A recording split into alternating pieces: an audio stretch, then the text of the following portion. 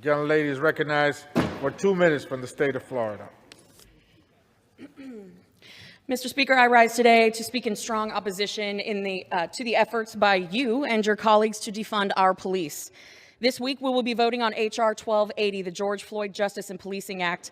This bill is named after a man who was murdered by a police officer. The officer responsible should have never been allowed to don a badge and act on behalf of the agency sworn to protect its citizens. He should and is being held accountable. Now, as a member of the first responder family, I can say definitively on behalf of our officers that there is absolutely nothing that a good cop hates more than a bad cop. And as the wife of a first responder, this issue could not be more personal to me.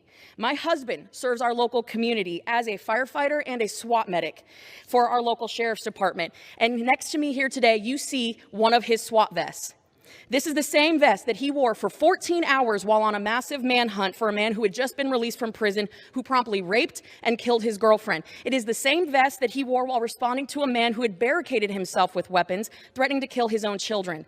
These are just some of the scenes that this vest and my husband has seen, like so many of our LEOs.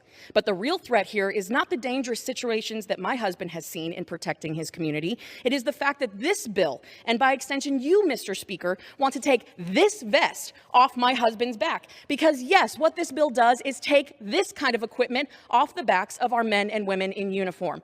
I ask you, Mr. Speaker, and my colleagues who are considering voting for this bill, are you waking up at 2 a.m. going to respond to a gruesome murder? Are you missing your children's birthday parties to respond to gang shootings?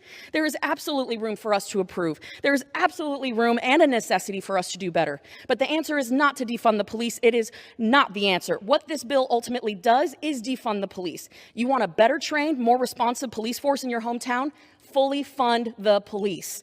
You say this is a reform bill, and I say that's BS.